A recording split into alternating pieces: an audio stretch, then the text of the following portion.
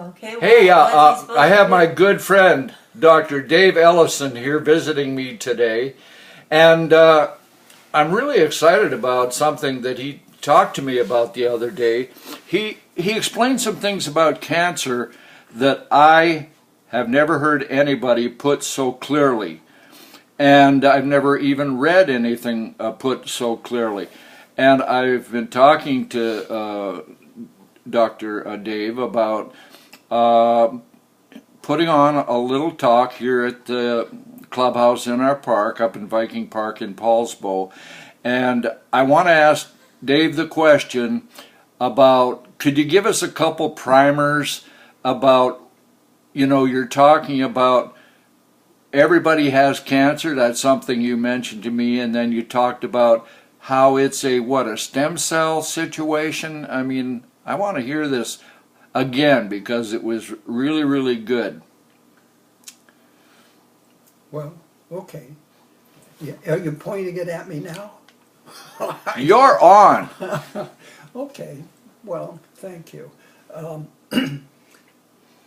Everyone has cancer, but the body can manage it. And what cancer is a mutation of the body's own cells. In an average day, everyone generates perhaps a couple of thousand mutated cells. But a healthy body can manage that. There are defenders in the body that come along and mark the particular, kind of like putting an X on the renegade cell, so the macrophages and other immune factors can come and take care of that. Well, the way cells become mutated is by some external force. It could be bacterial, it could be radiological, it could be traumatic. There's a number of ways. Something has to happen to insult the cells. But what cells? The human body contains over 100 trillion cells. And only 10% of them belong to us. The rest of them are friendly bacteria. But anyhow, so anyhow, even 10 billion cells, all of them are reproduced on a regular schedule, except neurons, the brains, and the nervous system. And how that is accomplished is there's this great pool of cells called stem cells. And a stem cell in its original form can replace any cell in the human body. And it goes through stages. Here's the initial stage, and then it's going to be a secondary stage. That means this stem cell is going to be perhaps having something to do with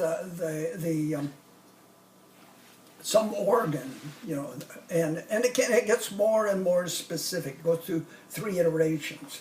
Well, it's right where it gets there, where it has not been completely committed, that this external force comes in, causes a mutation, and that sets off cancer. But and again, the body can manage it if the person will collaborate with the body by sensible nutrition, avoiding stress, and things like that. Mainly, it's in meaningful physical activity. The body was designed to be used. We don't do any of those things sometimes. We sit in front of the TV set when we ought to be out walking in the open air. We eat stuff that we get at the supermarket that isn't really fit for human consumption.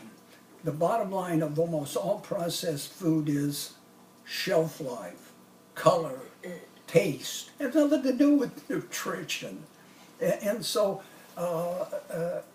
a malnutrition is another cause for cancer. It really is. As well as radiation, whether it be nuclear or X radiation or whatever, or trauma, or dietary things like food colorings and all that kind of stuff. Anyhow, Well, the body can manage cancer if we only collaborate with the body. and you're not just talking about it. You've actually lived it, because in talking with you, I've found out that your background qualifies you to talk. I mean, this is not just imaginary or anything like this.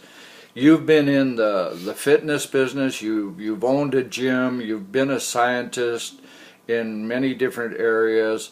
You yourself have practiced proper nutrition. So you've got the whole thing in my mind. You've got such an arsenal that I would like to hear the full lecture that you have, and that's what I'm looking forward to. You missed one important part, and that is I have cancer. Of course, everybody has cancer, but I actually had a malignant lesion diagnosed and biopsied, and they said, yes, you have a form of basal cell carcinoma. That was almost 10 years ago. I'm still kicking along, and I'm 83 years old, and it's the reason because I've been collaborating with my body. Well, Dr. Evison, when was this diagnosis made? About 19, no, it was about 2008. Yeah, so that's been 8 years, 8 years ago. So you've taken all your knowledge and you've put it to practice, and you've found that you are able to defend I'm not. My body is. Your body is. By the grace of God. My role is, everybody's role is just simply to collaborate with the body. Give it adequate nutrition, give it sufficient, try to deal with stress, and that kind of thing. And don't do crazy things like laying out in the open sunlight for hours and bake, like I did. Well, it's just common sense stuff. Bev is here, and this is the audience. And, and you know what? We're going to have to continue this, but let's sign off for now. Let's leave that as just an appetizer and a tantalizer. But do you have a final word? Yeah, God is good. God created the human body to be self-regulating and self-healing. It's our side of the equation to just take care of what God's given us. That's it. Oh, thank you very much, and we'll be talking to you more about this.